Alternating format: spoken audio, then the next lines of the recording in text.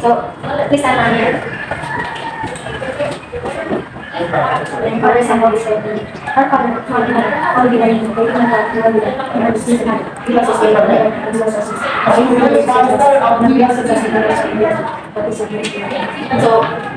morning.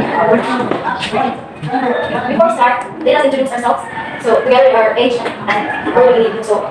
So I am Hannah from Miss English, 20 years old. Nabakahasa ng sa I am ready to sa Facebook. 8 years old from Malaysia na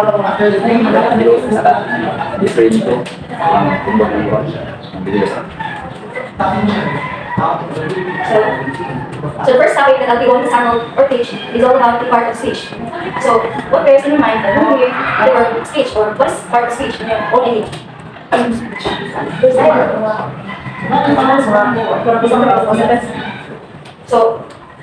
So part of speech are categories of words that indicate how the words function grammatically in a sentence or to which a word is assigned based on instruction in a sentence. So there are 8 parts of speech in traditional English grammar. Can you elaborate the types of speech?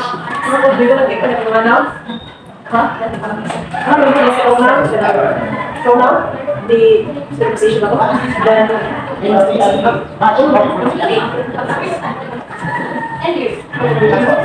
you very much, very good. So the 8 parts of speech in traditional English grammar is noun, pronoun, verb, adverb, adjective, conjunction, preposition, and interjection. So sa linguist ko no, kanila ang parts of speech ay gawin sa word classes. Hindi.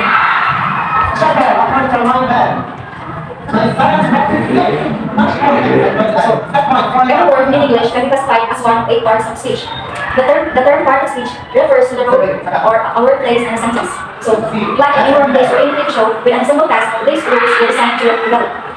So, that is part of speech. So, a noun is a word that refers to a person, place, or thing.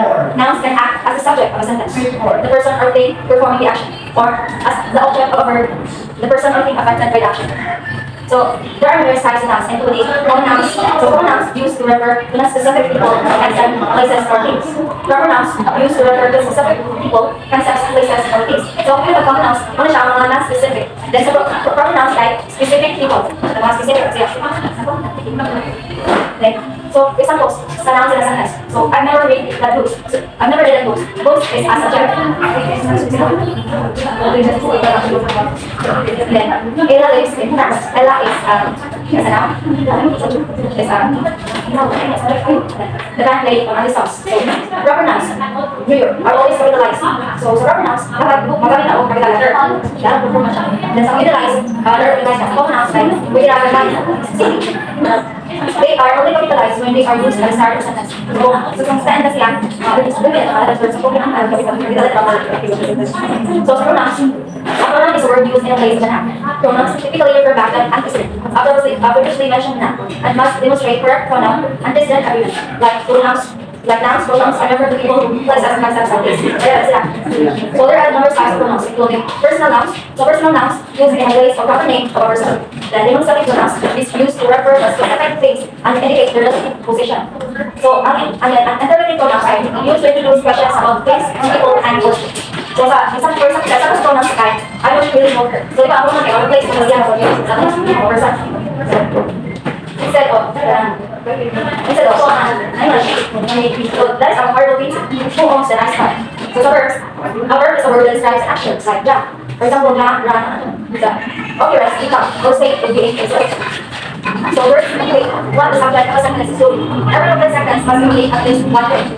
So verbs can change form depending on subject. Okay. So first, person, singular. Tense, single past, mood, activity, and voice is a passive. So, regular verbs are verbs with single past and past participle are formed by adding ed. So, wala siya, mag-add ed. So, the end sa okay, the word already ends in e. So, di ang ako may add lang kung nanay in. So, irregular verbs are verbs whose single past and past participles are formed in some manner. For example, will you check if this book is in stock? So, kaya mas check. Will you check if this book is in stock? Muna siya relax. Ano lang? I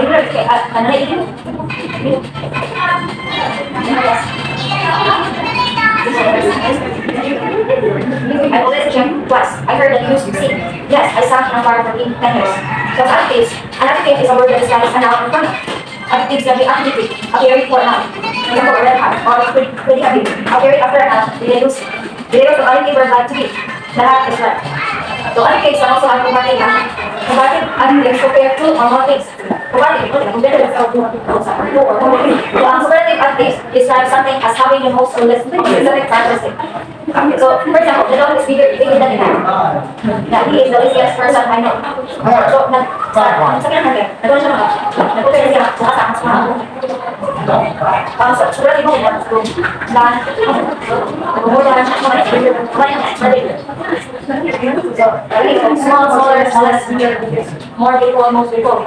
Those others, others are the same character, adjective, for something. Others are often formed by adding ly to the end of an adjective. Like slow becomes slow. Although not all words have this ending, not all words use the same character. So, sa akin daw, sa adverb, kahit mag-add o ly. There are numerous types of adverbs, including adverbs of manner, used to describe how something occurs. Adverbs of degree, used to indicate extent or degree, and adverbs of place, used to describe the location of an action or event.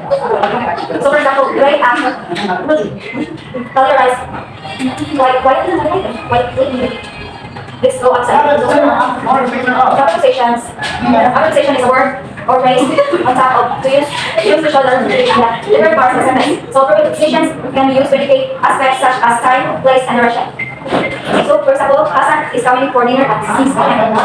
I left the cat in the kitchen, very walk to the shop. So, ako na nagkailangan sa kanya. Then, sa ito ako. Then, sa ito sa so, a single preposition can often describe many different qualities, depending on how it's used. So, depending on the meaning. For example, any day time in the morning, conversation in the garage, purpose, reply, and so on. Conjunctions. A conjunction is a word used to connect different parts of a sentence. So, ano siya, kami ko lang para makulit sa usang parts of sentence, like words, sentences, or clauses. So, the main types of conjunctions are coordinating conjunctions, used to connect items that are numerically equal. Coordinating conjunctions, used to introduce an added clause, and collective conjunctions, used in pairs to join numerically equal parts of a sentence. So, for example, sa conjunction in a sentence, Daria likes swimming and hiking. So, nakuha niya nakuha niya ng swimming beside the karatan. Then you can choose one movie watch. Yeah, because I choose the last time. Then we can either go out together or go to lunch together. So, interjection is a word or phrase used to express a feeling, give a command, or take someone. The interjections are automatically independent part of speech. So, ang interjection wala siya di ba? And then, moving sa what? And then, interjections are automatically independent part of speech. So, they can actually exploit from a sentence without correcting it. So, types of interjections include volatile interjections. So, volatile interjections used to make a command or result. Emotive interjections used to express a feeling or rash. So, negative interjections used to indicate thoughts. And witness and party words used at the beginning and end of conversation. Interjections are not given by like for example, what time is it? Ouch, I hurt my arm. I'm not sure also. Hey, how are you doing? So other parts of speech, the traditional classification of English words into 8 parts of speech is by no means. So the only one or the objective truth. Grammarians are often divided into more or fewer classes. Other combination parts of speech include determinants and articles. So determiners is a word that describes a noun by indicating quantity, possession, or relative position. So, ang total types of determiners kay demonstrative determiners o positive determiners. Ang demonstrative determiners kay gamitin para indicate sa relative position sa noun o ang positive determiners kay ato gamitin para mag-describe sa origin and quantifiers used to indicate the life of a noun. For example, this chair is more comfortable than okay na, John, kahit mas matawag natin, my brother is selling his old car. So many friends of mine have part-time jobs. So in an article, there's a word that identifies a noun that is specific or so the different article that is used to refer to a specific version of a noun.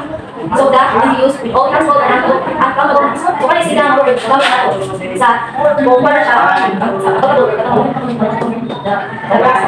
the grass, the chair, the mountains. So in the different articles, so ang articles can have one independent. So ang independent articles refer to general or specific nouns. The independent articles can only be used with singular countable nouns. So ang independent, pagkakit mo sa lupa, kahit sa internet, kahit sa quality, singular countable nouns. So for example, I think that's outside of the town. There's a concern this weekend.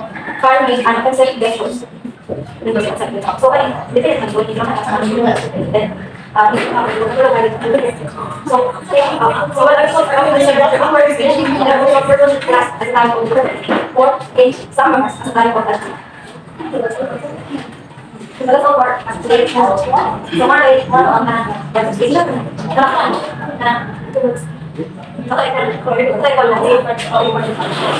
Kita ko stage. Oh, nakakuha mo sa kita. On stage. Nasa wala?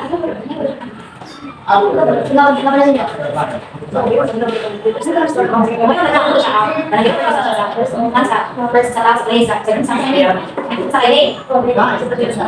so una, kahit mo na siya mag-change na mga place sa imuman. Instead, may mga kahit pwede yung client, may okay.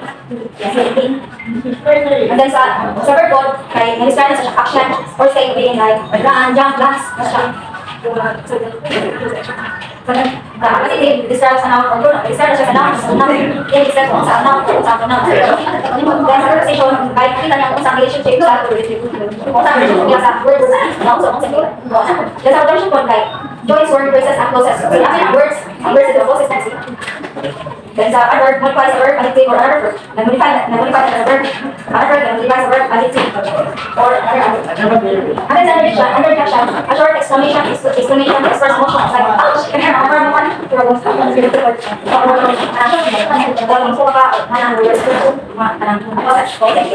sa article, it shows specificity of an act. Nagpakita siya o specific point.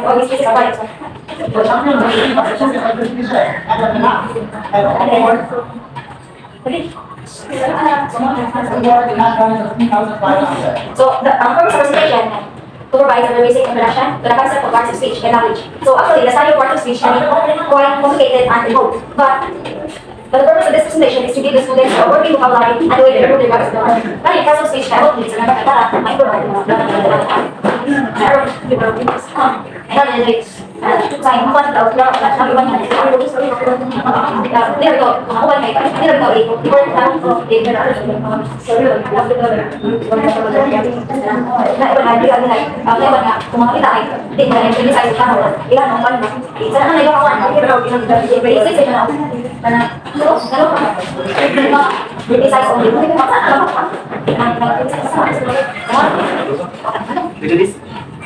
You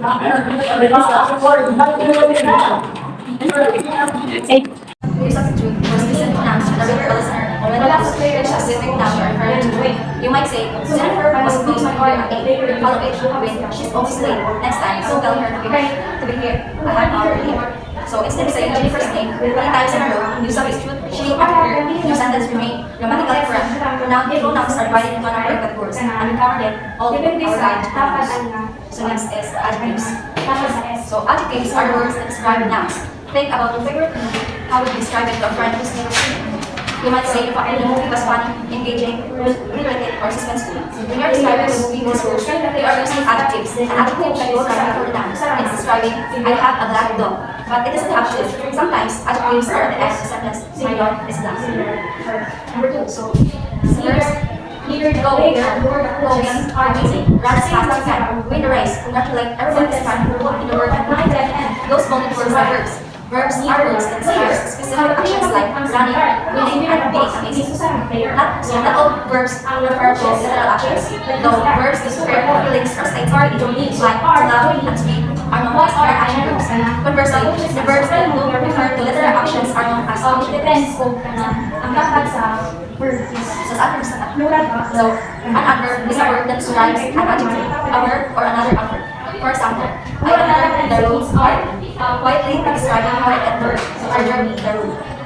So, like examples, a cheetah is always faster than a lion. Always is describing how frequently a cheetah is faster than a lion. Or the singer are attending the lecture. So, some prepositions. Prepositions tell the relationships between other words in a sentence. You might say, I left my bike leaning against the garage. So in the sentence, against the preposition, because against where you survive. So here's another example. She put the pizza in the oven without the preposition in, or we don't know where the pizza is. So conjunctions. Conjunctions may be possible because I said na kung sa express multiple things. Like, I like marinara sauce. I like a clear sauce. I look like those which in these 3 sentences express a clear idea. There's nothing wrong with listing your preferences like this, but it's not the most efficient. Consider instead, I like marinara sauce or Alfredo sauce, but I would like puttanesca sauce. So, in the sentence, and but are the two conjunctions that link As yes well to as, kay mga intervening na with, as well as in addition to accompanied by together with and no this kind of mistakes as in So, anyway, ito na. For example, that's it, as well as my father's to join the court. So, up here, the root house and anxiety experience, these folded words are regarded as articles. Articles come in two flavors, definite articles and indefinite articles. And similarly to the two types of nouns, the type of articles used depends on how specifically named the thing you are discussing. A definite article, like that or this, describes one specific Na sila yung noun. daddy, So, for example, as well the as Tagalog my part, family, as so well as ang the dami mom ang intervening. from the above sentence, we understand that the speaker is referring to specific discuss part. Ano siya? So, now swap in the definite article. So, let's say Joey one of the definite articles and then The name of art, the new one, see how the implication that you're referring back to something specific and you're asking a more detailed question. So, figure out part of speech. Sometimes it's not easy to tell which parts of speech a word is. Here are few easy hacks for quickly figuring out what part of speech you are dealing with. So, if an adjective plus the ending ly, it's an ending ly, it's an adverb. Examples, commonly referring to adverb. So, if you can swap it out for a noun and the sentence still makes sense, it's a pronoun. For example, play basketball. Play basketball. Steve plays basketball. So, if it's something you do and you can modify the sentence to include the word it's a verb. For example, I have an umbrella or I have an umbrella. So, if you can remove the words and the sentence to make sense, but you lose at the word is most likely an adjective. For example, she drives a red car or she drives a car. And if you are ever stuck, just look the words up. Dictionaries typically list the words part of speech or and if it has multiple forms in different parts of speech, there are listed with examples. So, the phrase has another common issue that can confuse writers and language learners. When a word with different parts of speech, so the slightly white is sometimes a vowel and sometimes a consonant. There are words that are sometimes one part of speech and other times another. So, here are a few examples. Work. I went to work. So, work is a noun. I work in garden. Name is a verb. Well, I was well. She pays me very well. Well is an adverb. So, they are finally well now after weeks of illness. So, so a drama can name to the well. So now, the letter meaning without so I cook with master lunch, but Steve and do something as an introduction. So I wrote everything, but the best you asked for. And sometimes words evolve to adverbs that are new parts of speech. So what is an example of the word before the 2010s, adult was primarily a noun that referred to a fully grown person. It could also be used as an adjective for referring to specific types of media, like adult contemporary music, but then at right, about the tour of 2010s, the word adulting, appeared in like 7 less than 1 As a verb, adulting refers to the active doing tasks associated with adulting, like paying bills and grocery shopping. For example, So open and close word classes. So the part of speech fall into two word classes, open and close. So the open word classes are part of speech that regularly acquire words or language evolve and usually that evolution takes place in nouns. As different adverbs and verbs. So we can assume the word added to the Merriam-Webster dictionary included dump, fold, which is noun, brainwash, which is verb, so that those word classes are part of speech that don't readily acquire new words. This part of speech are most set in stone and include pronouns, conjunctions, articles, and prepositions. So, are you using the part of speech for instance? my teacher and You don't have to guess whether you are using certain words or please obey grammar rules in your writing. Just copy and paste your writings and get them about whether your sentence have misspellings, functions, errors, or any structural mistakes. we have friends. We are friends, teacher, my friends. My teacher and friend friend, teacher, or friend. What? So, verb and plural, singular verb. Rule number 6 is use singular, subject by either or from either person, singular verb. No, muna siya. Muna siya. Place. And then, So, this is rule number 6. Tapos ang number 8 is ang nagpapit o plural box na ang subject. diba sa natin? Sa nouns. Singular verb. Ang number 6 is pero sa either mommy or dad or something is full concept. Ang first na siya, right term, so adjective and a verb.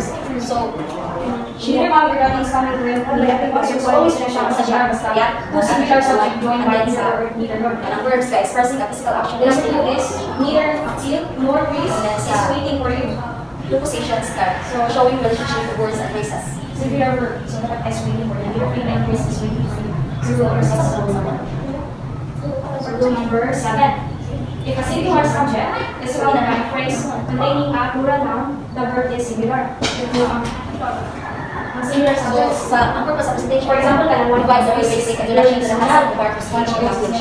So actually, the study part of speech can be so kay bit complicated and difficult, but the purpose of this presentation is to give students working vocabulary and a way to improve their skills. is yan ay so back. So one of the ways is yan ay so back. Usa sa one of the ways sa nila sa mga ways kay Sabi, is one of the members is against race. Dili ko dili ko siya or kay kana usama sa shepherds niya ang niya is love. So sa siya kay ang is group siya.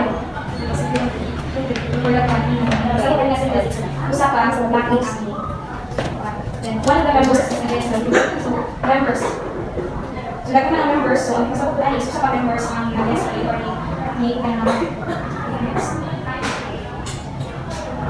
and wala ni sa mga zero zero is that in so verbs must agree with subjects and number and a person. First, second, and third. So for example, the dog drinks his water every day. Dog is a singular subject. Drinks is a singular present tense. Singular present tense verb. A common mistake in subject-verb agreement is to assume that present tense verbs ending in s. For example, drinks, runs, dances are plural. So the main rule about subject-verb agreement is this: the verb must always agree with the subject and a verb. So a singular subject needs a singular verb, and a plural subject needs a plural verb. So in a sentence, we just look at dogs eat. The verb eat is in the correct plural form according to the subject dogs. So verb eat dogs. If the subject is a singular or uncountable noun, then the verb must be singular. So if the subject is plural, then the verb must be plural too. So most subject-verb agreement mistakes can be detected and fixed if you spend some time editing your writing with its focus in mind. So subject-verb agreement means that the subject of the sentence matches the verb describing its action. So this helps your reader understand who or what is doing something and makes your writing easier to read. So first, identify the subject or the person, thing doing the action. So, and the verb, the action word in a sentence. So if the subject is singular, the verb describing its action should be singular. If the subject is plural, the verb should be plural. So for example, B, the result is significant. Pero na, kung ano siya, the results are significant. And then sa do, the student does her best. And then the students do their best. Become, the child becomes happier and the children become happier. So, ang cause niya is the tree causes hay fever. Again, ano siya? Those trees cause hay fever. What? Ang cause ano siya? That is. So, analyze. The author analyzes the text. The authors analyze the text. So, sa compound subjects, sometimes two or more subjects are linked to one verb. So, lahat siya na-link sa usahan sa verb. So, muna siya itawag o compound subjects. Para ma-decide siya kung gamitin ba niya, para ma-decide siya kung gamitin ba niya siya sa singular or sa plural verb. So, consider how the subjects are linked. So, when subjects are linked with an, use a plural verb like a bicycle and a pedestrian were involved, or the goose and the chickens early in the morning. So, na siya exception. So, kung kaning buha ka nouns kay, so kaning may dato nouns don't refer to separate things, but to a single entity, use a singular verb. Like the new bread and breakfast often is sweet. Macaroni and cheese is a delicious meal. So, when singular subjects are linked with or, either, nor, either, use a singular verb. Or for example, just a card or a balloon is enough. Or either the measurement or the calculation has created a problem. So if all the subjects are plural, the gamit na plural verb. So if the compound subject contains both singular and plural nouns, the verb takes the form of the possessed subjects. Or for example, neither the motorist nor the machine operates as intended. So subjects separated from verbs. So separate as subjects of the verb. So often, the verb does not directly follow the subjects, which can lead to grammar mistakes. So, i-make sure na nato na mamatch ang verb sa correct subject. So, especially in a long sentences with phrases or clauses between subject and verb. So, just like what I've said earlier, katong, o asaan, sakto, asaan mo ito. Critics of the study highlights its errors. So, wrong siya.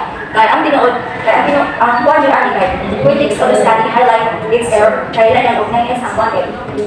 So, a basket of puppies were in the kitchen. Then, ang where, kanang a basket was. So, a basket of puppies was in the kitchen.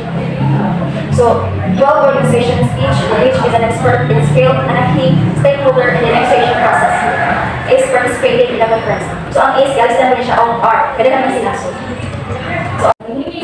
So, identifying the true subject and meaning of when using preferences and a long sentence.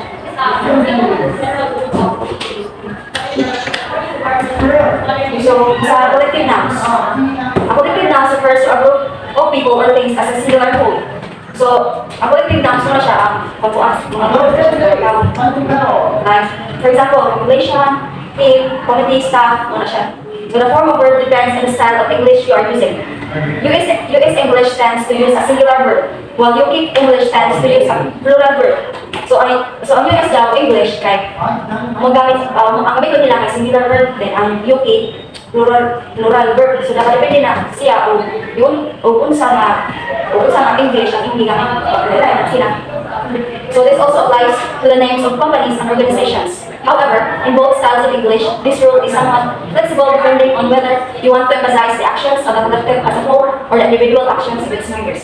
So, for example, the team usually wins. The team usually win. Depende na siya kung saan mo ba sa both styles of English, depende na. The herd migrates in summer, then the herd migrates in summer. The WWF invites its members to a meeting. So the WWF, nahiman na siyang invite to the members to a meeting. So lailay sila upuan, ang usa na yung S, ang usa wala itahan. So a singular verb makes more sense, as the emphasis is on the company as a unified entity. A plural verb makes more sense here, as the emphasis is on the individual staff members. So sa tutanin, sige na kayo. A singular verb puno kay ang iba-size niya kay sa company, ang company. Or kung nila sa plural verb kay individual staff members. So, accountable nouns. These nouns describe abstract concepts or masses that affect the content. Kanang hindi ito makakount, like, bukas na tingnan natin makakount ang guys, kanang tubig, research, power, vegetation. They take a singular verb. So for example, this equipment is unusable. The research goes smoothly. Water flows through the streets. So take note, data is technically a plural noun, but it is widely treated as an uncountable noun. So it is acceptable to use either the singular or plural verb form. So abbreviations and acronyms. Abbreviation and acronyms usually take a singular verb.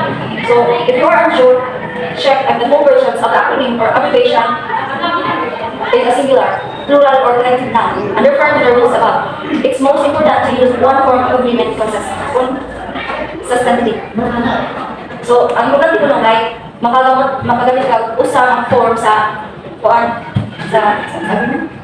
So, for example, the country's GDP correlates with its birth rate. The RPM flows rapidly. In addition to all, HNS are a common form of cargo. So, GDP, muna siya mga acronym sa GDP. Kasi manilang GDP, RPM. And then, kaya gusto BCC.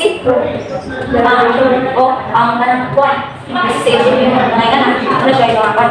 So, it is also about, so So, RPMDI, ingat kay revolutions per minute. So, the revolution per minute falls rapidly.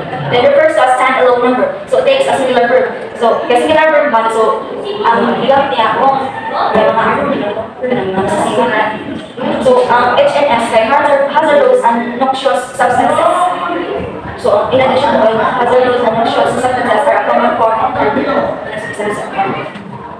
So, on the other hand, it is used to describe multiple things, so it takes a plural verb. Sources in this article. We strongly encourage students to use sources in the room, pick a side or article, a base side, or take a deep dive into the articles. So, we will use the standard underlying subjects once and verbs class. So, being able to find the right subject and verb will help you correct errors or subject agreement. So, na yung mga rules kuhaan na siya, mga basic rules. Kaya parang ito, magawin mo na kuhaan. Abot na yung siguro sa grammar errors kay grammars na. So, basic rule. A singular subject, she, feel, heart, takes a singular verb, is, goes, shots. Whereas a plural subject takes a plural verb. So, for example, the list of items is or are on the desk. So as my word the list of items is or are on the desk. So kung kaibaw mo nga ang list kay subject, then ang imuha, so ang imuha yung piliun kay S for verb. So kung kaibaw naman sa list as a subject, then ang kaibaw mo kung sa piliun niyo sa verb. The list of items is on the desk, really are on the desk. So extensions to the basic rule. The first person pronoun, I take. The first person pronoun takes a plural verb. So I go or I try. So the basic form of the verb is used after certain means verbs such as watch, see, hear, feel, help, let, and make. You watch Ronaldo score the winning goal. So, rule number 1. A subject will come before a phrase beginning with of. This is a key rule for understanding subjects.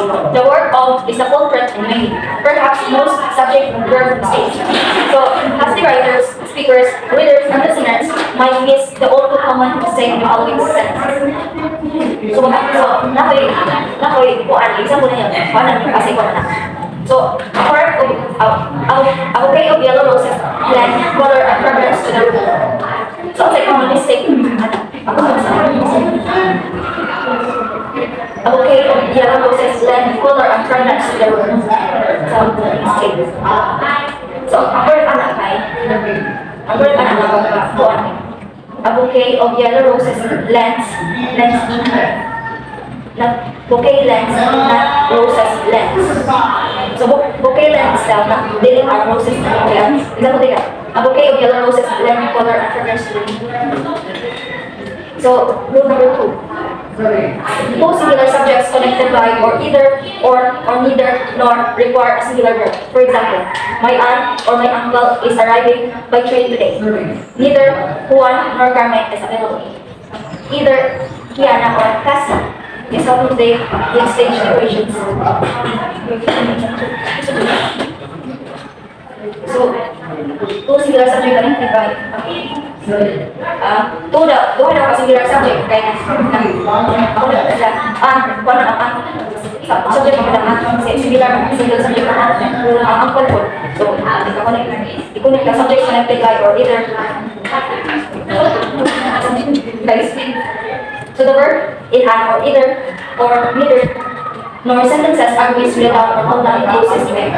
For example, neither the plates nor the serving bowl goes on that shelf. Neither the serving bowl nor that plates go on the shelf. So diba una, so iuna neither the plates nor the serving bowl goes on that shelf. Just like ikaduha, iba din na ang nauna na kay neither the serving bowl nor the plates go on the shelf. So this show can lead to comes the rule. For example, if is one of the two or more subjects, it could lead to this odd sentence. Awkward. Neither she, my friend, nor I am going to this. If possible, it's best to reword such grammatically correct but awkward sentences. Better. Neither she, my friends, and I are not going. So ang sa better daw, neither she I nor my friends are going to the festival or para madali lang, she, my friend, and I are not going to the So rule number 4. As a general rule, use a plural verb with 2 or more subjects when they are connected by and. For example, a car and a bike are means of transportation. But take note, these exemptions. Drinking and entering is against the law. The bed and breakfast was charming. So S o sa was dili ang exemptions dapat ang S o ang was. So ang sa dili yun na ang so on the sentences, drinking and entering and bed and breakfast are compound verbs. Ang compound ng si drinking, si entering, si bed, si breakfast. Take note, assuming that is incorrect. So sa mga day, makalaro na sila na they use to important sa place. Ang first pronoun first and ang multi-subject sentences. For example, my dad and my stepmom are going to the movies. She and I will go alone. So while not grammatically incorrect, it is a courtesy to place the pronoun last except when according to rule. So I should under rule number 3 allowed. So rule number 5A, sometimes the subject is separated from the verb by such words as along with, as well as besides, not together. So these words and clauses are not part of the subject. Ignore them and use a singular verb when the subject is singular. For example, the politician along with the newsman is expected shortly. So ako na kaya ang politician is expected.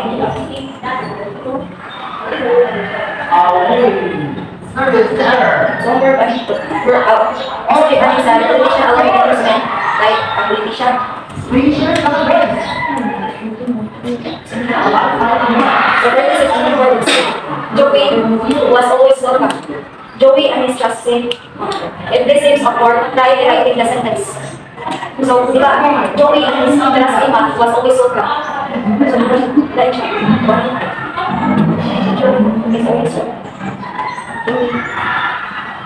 so rule number 6, in sentence beginning with her ruler, the true subject follows the verb.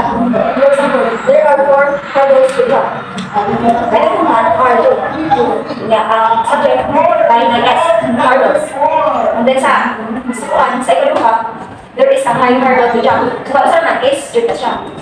And then, YS, hurdles. So the word there's a contraction of the is linked to dynamics and informal sentences. So kanina,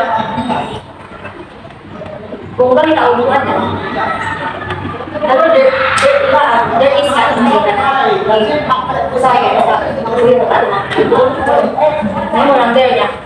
Kanang first because the S, then, wala siya. But leads to other habits and informal sentences. Like there's a lot of people who debate because it's fair to say there's that there are. Take care, never to use there's with a plural subject. So dito lang namin compare ang super S with a plural subject. So rule number 7, use a singular verb with instances. With instances periods of time, sums of money, etc. when considered as a unit. For example, 3 miles is too far to walk.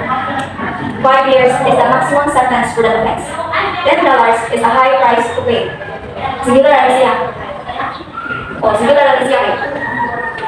One is wala siya kasi. So, $10 or dollar bills were scattered on the floor. So, rule number 8. Reverse the negative portion. A lot, a majority, some all. Rule number 1, given earlier in the session is reverse. And we are guiding with noun after all. If the noun after all is singular, use a singular group. If it's plural, use a plural.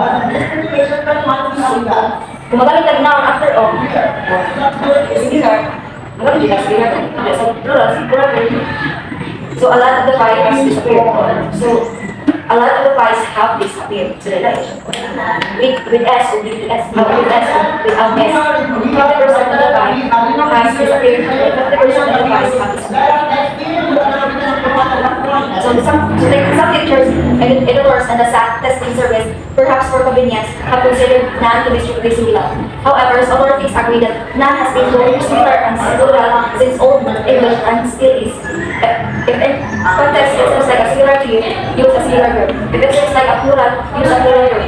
When none is singular intended to mean not one, it is followed by a singular verb. So when collecting nouns such as group, jury, family, audience, population, the verb might be singular or plural depending on the writer's intent.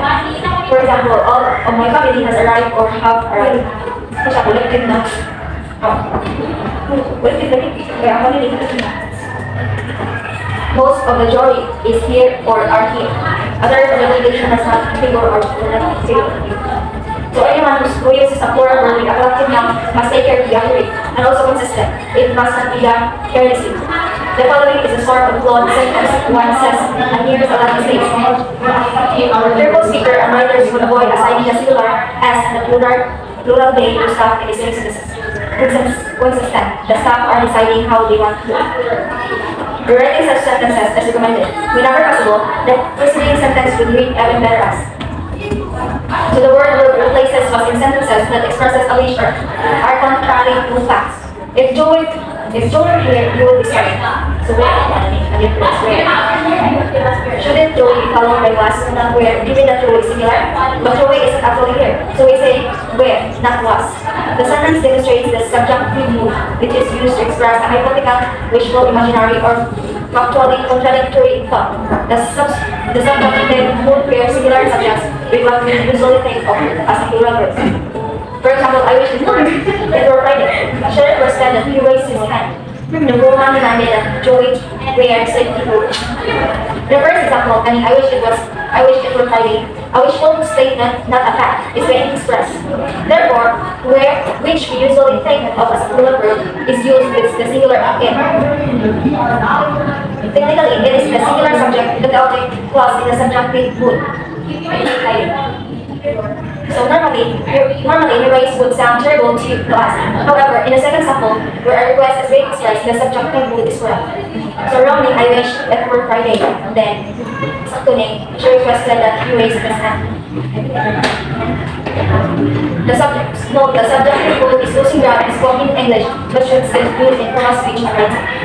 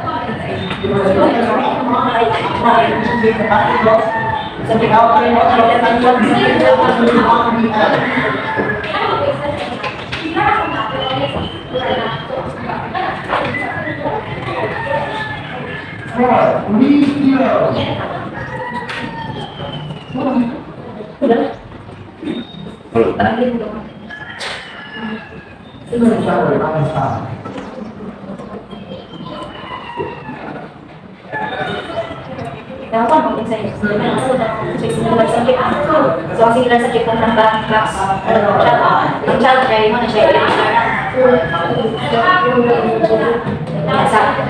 sa singular, child din na, regular na. Sa plural na, ayaw na siya, children. Then, ang bag, sa singular, ayaw na siya bag sa plural. Then, ang box, ayaw ng boxes sa plural. Sa singular word, for example, walks, teaches, goes. That's plural, wala as plural. Walk, teach, and go.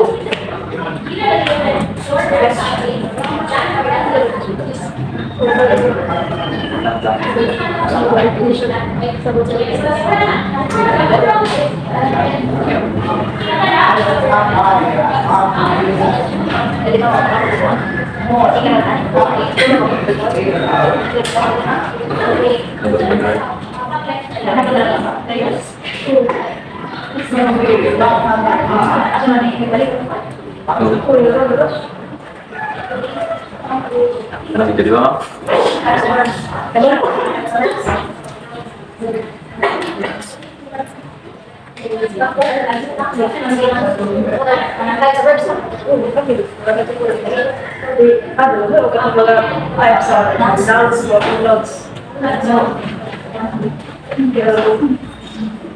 So there are 11 types of nouns.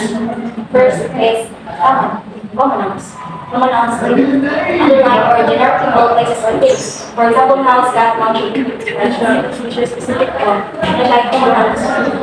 Sa proper noun, okay, specific din siya. A specific person, place, or thing, names and titles like spade, son, fiducias. The singular refers to only one person, place, or thing. Whether the house, cat, country. Sa plural refers to more than one of something. Another can be with S, listen siya. Houses, cats, countries. Then sa portrait, something that can be perceived through the five senses. Table, apple, and rocket. For example, ano siya example. It's abstract, intangible ideas that can be perceived. So sa portrait, perceive siya, this abstract belief. It can be perceived with the five senses such as social concepts, political theories, and character traits. Like for example, love, creativity, and democracy. So collective nouns refers to a group that functions as one unit or performs the same action at the same time. Like for example, crowd and committee. Collective mo na siya group. Sa compound nouns, combine two or more words into one. Combine siya. Like toothpaste, ice cream. Countable, anong that you can have with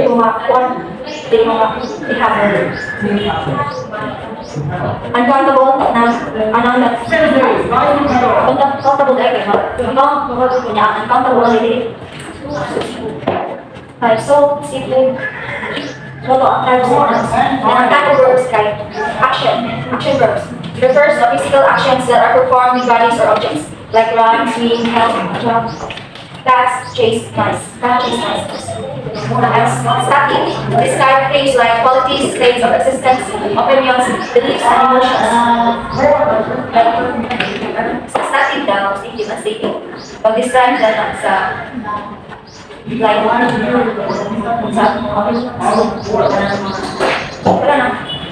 sa palagi niya, I love, then the mansion has 5 million. So, na-describe niya siya. Oo, saan siguro nakakita? Kung saan makita natin, na-describe siya.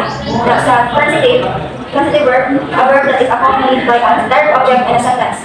For example, Leonardo ate a delicious pepperoni pizza. The wealthy man bought 3 paintings. Shirley hates broccoli. So,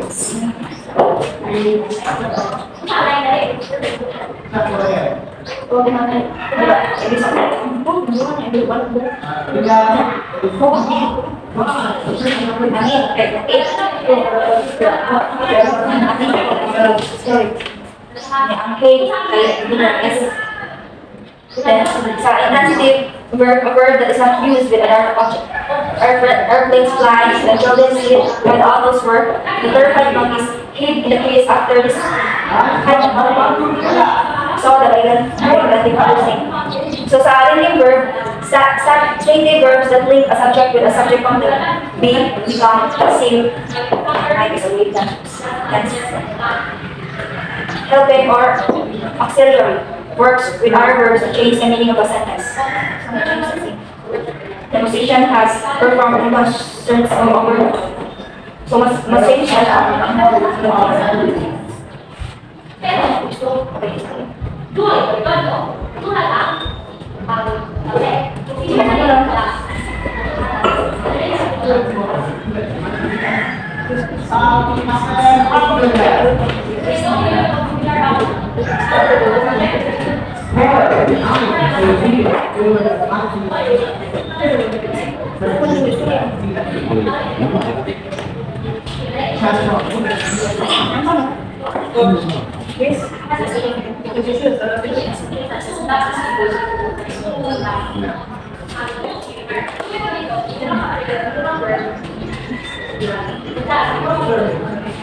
Naka-example na. Ano mo kung sa subject of verb. So, she writes every day. What's ang subject? Then, muna ang verb. Kanina. The doctoral student and the committee members write every day as ang verb. The doctoral student and the committee members write every day. Subject like the doctoral student and the committee members.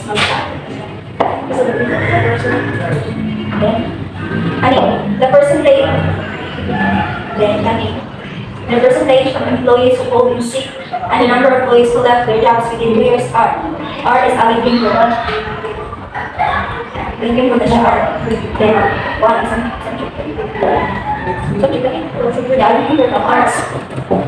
Then interviews are one way to collect data and allow researchers to gain an in-depth understanding of participants. Asa ako niya? Asa ang subject. Subject, I mean, interviews are one way to collect data and allow researchers to gain an in-depth understanding of participants. Ang subject ay interviews, ang subject niya, verb kay are or allow. Linking verb are. Then, for example, an assumption is something that is generally accepted as true and is an important consideration when conducting a doctoral study. An assumption is subject is verb is.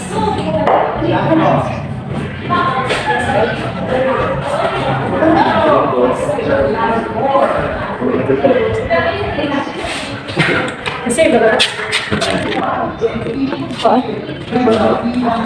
Buwan na nagkuhan?